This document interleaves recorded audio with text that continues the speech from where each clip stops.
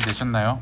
네. 오늘 만들 컨텐츠는 이제 여행 관련된 것만 많이 올렸는데 정보를 제공해 줄 게 뭐가 있을까 생각해 봤는데 해외 취업 관련된 게 가장 먼저 생각이 나서 해외 취업을 어떻게 했는지 컨텐츠를 좀 찍어 보려고 합니다.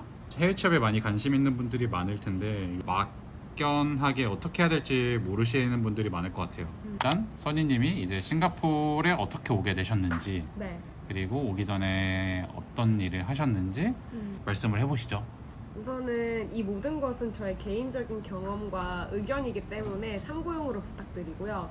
그냥 백그라운드를 간단하게 설명드리자면 저는 한국에서 관련 업계 회사 한국 대기업에 다니고 있었고 통틀어서 이제 관련 업계에서는 4년 좀 넘게 일을 했습니다. 그리고 이제 싱가포르에 오게 된 계기는 싱가포르에 일하고 있는 오감독과 한 팀이 되기로 했기 때문에 이제 싱가포르에 취업을 해서 오게 되었어요.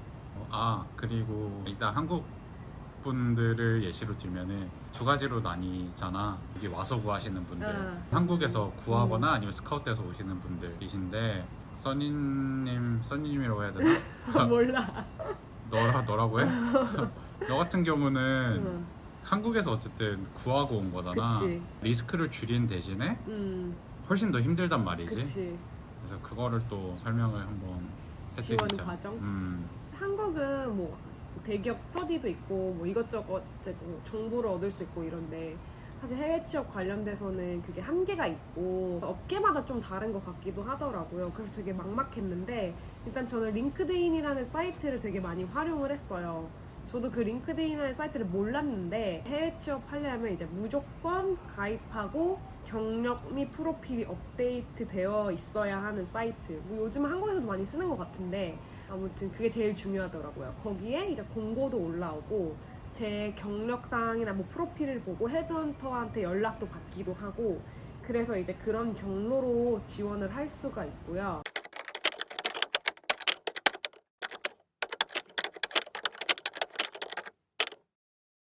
그래서 일단은 링크드인이 없으면은 지원 자체가 솔직히 많이 힘들기도 하고 그쵸. 작성을 해놓으면은 그냥 쉽게 어플라이를 할 수 있어서 바로 어플라이도 가능해서 그게 네. 이제 활용 가능하기도 하고 어쨌든 링크드인을 만들고 당연히 이력서, 영어로 된 이력서 한 장 이거는 무조건 만들어 놔야 되는 거죠.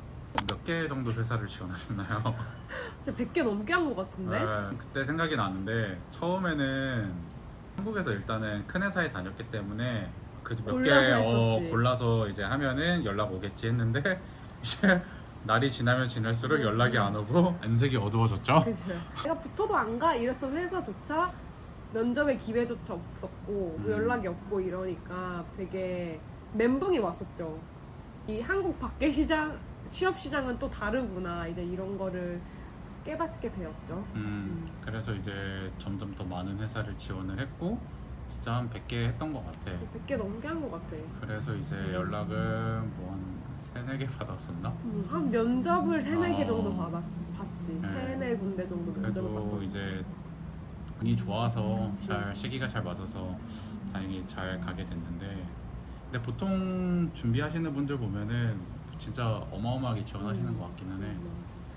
이력서 쓰는 팁을 조금 드리자면 저는 이력서 쓰는 게 되게 막막했는데 2가지를 활용했어요. 하나는 이제 헤드헌터가 주거나 제가 보는 공고 중에 잡 디스크립션에 나와 있는 거랑 또 하나는 이제 링크드인이나 이런 쪽에 저랑 비슷한 포지션에서 일하는 사람들이 경력을 되게 잘 정리해 놓으신 분들이 있어요. 대한민국 대학교에서는 4년 동안 짜깁기를 열심히 배우니까 그 짜깁기 능력을 활용해서 이 2개를 이제 제 걸로 만들었죠. 이렇게 표현을 해야 되고 이런 단어를 쓰면 좋겠구나 해서 여러 번 수정도 하고 새로운 공고나 이런 거 보면 또 거기서 내가 활용할 수 있는 단어나 문장이나 이런 게 있나 하면 보고 이렇게 하면서 이력서를 만들어 나갔던 것 같아요.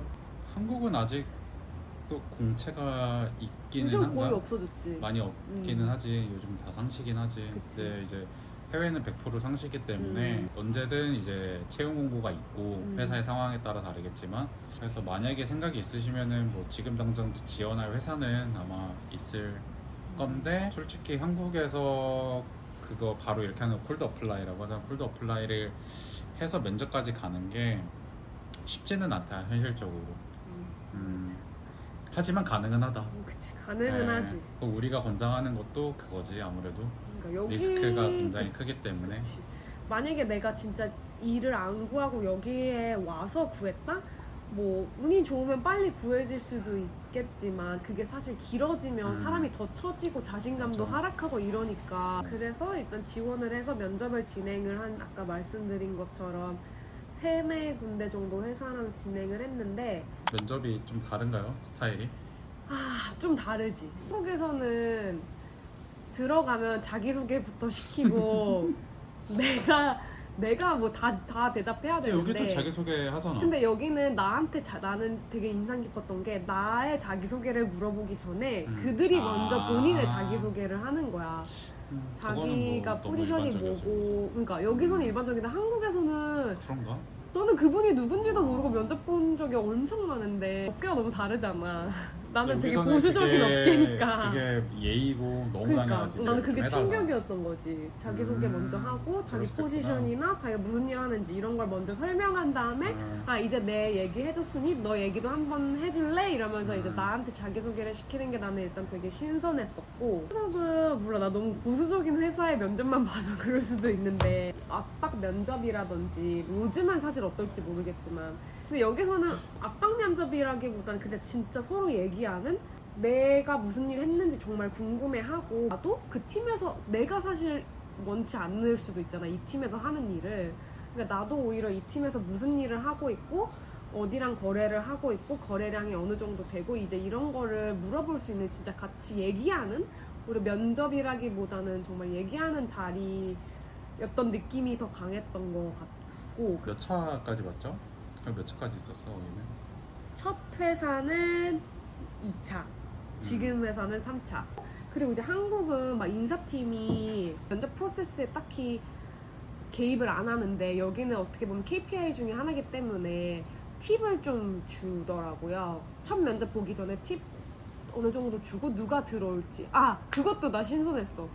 어떤 사람들이 면접에 들어오는지 프로필이랑 이름 같은 거 다 보내주는 거. 한국에서는 지금 내가 누구랑 면접 보는지도 모르는데 이런 거를 좀 주니까 링크드인에 들어가서 찾아볼 수도 있고 그 사람의 백그라운드나 뭐 얼굴도 사실 어떻게 보면 익숙해질 수도 있고 이제 그런 장점이 있는 것 같고 HR이 어쨌든 그 면접 과정에서 어느 정도 리드를 하다 보니까 최종 면접 전에 그 전 면접에서 너의 이런 부분을 보완했으면 좋겠다라고 팁도 주기도 하더라고요. 그런 것도 잘 활용하면 좋을 것 같아요. 일하는 건 좀 어떻게 다른가요? 일하는 거 장점은 자율이 주어진다는 거. 하지만 그만큼 단점은 책임감도 따른다는 거. 외국 회사들은 다 자유롭고 뭐 출근 시간, 퇴근 시간 신경 안 써.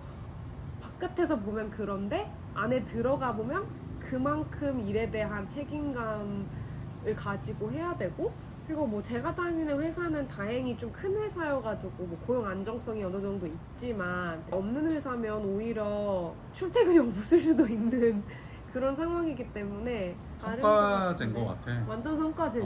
성과가 안 좋으면은 여기 충분히 그 해고를 당하는 게 너무 흔하기 때문에 그리고 외국인으로서는 그 해고가 결국 비자랑 연결되기 때문에 더 치명적인 거지.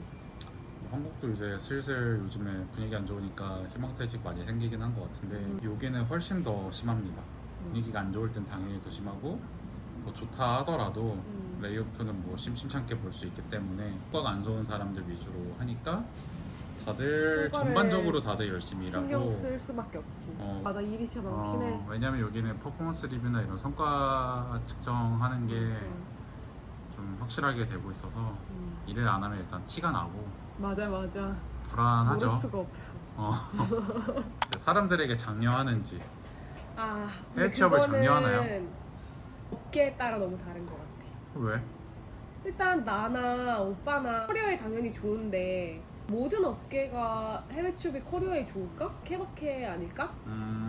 내가 있는 업계는 어떻게 보면 싱가포르이 약간 또 허브의 하나고 이렇다 보니까 당연히 내 커리어에도 좋고 배울 것도 많고 되게 익스포즈 한국말로 뭐냐 노출되는 그런 다양한 환경이 있다는 게 내 커리어에 진짜 좋은 거고 도움이 많이 되고 그런 건데 다른 업계는 한계가 있을 수도 있지 오히려 싱가포르. 싱가포르니까 이 업계가 어떻게 보면 중심이어서 좀 좋은 거지. 그래서 업계에 따라 또 다를 것 같다. 그치만 만약에 해외에 나갔을 때 뭐 다른 나라든 커리어에 도움이 된다라면 난 좀 추천하긴 해. 왜냐면 너무 새로운 세상이고 너무 다양한 사람들도 만날 수 있고 다양한 업무도 해볼 수 있고 아, 세상에 이렇게 일을 많이 하는 사람, 내가 우물한 개구리인 거를 너무 느껴가지고 세상에 이렇게 열심히 일하고 다양하게 일하는 사람들이 많구나. 약간 이거를 되게 많이 느꼈던 것 같아. 맞아. 싱가포르에 있는 회사면은 스케일도 좀 더 클 거고 뭐 다국적으로 당연히 더 맞아. 비즈니스를 할 거기 때문에 나중에 한국으로 이제 돌아가는 결심을 하더라도 더 좋은 오퍼를 받거나 기회를 찾을 수 있을 확률이 높을 거라 생각을 합니다. 그 저번에 알게 된 해외 취업 프로그램 공유드리자. 월드잡 플러스라는 사이트에 공고도 올라오고 아 맞아, 그 코트라랑 하는 거다. 멘토링도 받을 수 있고 뭐 이력서 첨삭 뭐 저는 해보진 않았는데 싱가포르에 여기 해외 취업 하신 분들 중에 그거를 활용하신 분들도 꽤 있고 만약에 너무 막막하다 이러면 월드잡 플러스 아니면 뭐 코트라 이런 쪽에 활용을 하면 좋을 것 같아요. 링크드인 말고도 나 한 3개 돌렸어. 링크드인이랑 나 이제 다 까먹었네. 인디드 이런 것도 있고 인디드 맞아. 인디드도 글로벌이긴 한데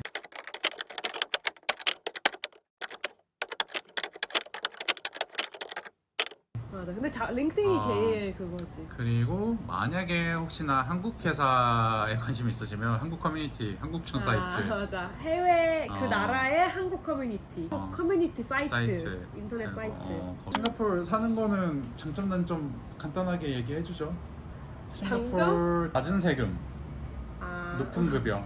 세금도 확실히 낮고 급여도 한국이랑 대비하면 훨씬 높고 해외에 사는 거에 적응하는데 싱가포르이 정말 좋은 것 같아. 한국인한테 진입장벽이 낮지. 한국인한테 호의적이라 영어가 조금은 부족해도 다들 되게 열려 있다.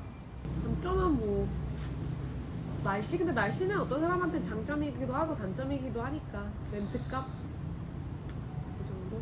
추가적으로 너는 내가 사니까 여기 올 때 물가라던가 이런 걸 고민을 안 한단 말이야. 처음 오게 되면은 연고 없이. 오퍼를 만약에 받았다고 치고 그것도 굉장히 고민이 될 거란 말이지. 그치. 그래서 이거는 그 사이트가 있어요. 그 리빙 코스트 이렇게 딱 항목별로 다 나라별 해가지고 해주는, 본인이 많이 쓰는 거나 이런 거에 따라서 이제 체감을 하실 수 있으니까. 그리고 하나 더 있다. 또 추가적인 거. 싱가포르이 모든 정보가 투명하게 공개돼서 각 인더스트리별, 나이별, 평균 연봉이 나와 있는 정보 사이트가 있습니다. 그래서 본인의 오퍼가 이제 괜찮은 수준인지 아닌지 참고도 할 수 있겠죠. 자, 그러면 저의 팁이 어느 정도 도움이 됐길 바라면서 오늘의 콘텐츠는 마치겠습니다. 안녕. 해외 취업 관련 다시 시작부터 이거 이상하다. 안 되겠다 우리. 어떡해. 알았어. 그냥 자연스럽게 해. 알았어. 이거 잠깐만 취소했다가 다시 해.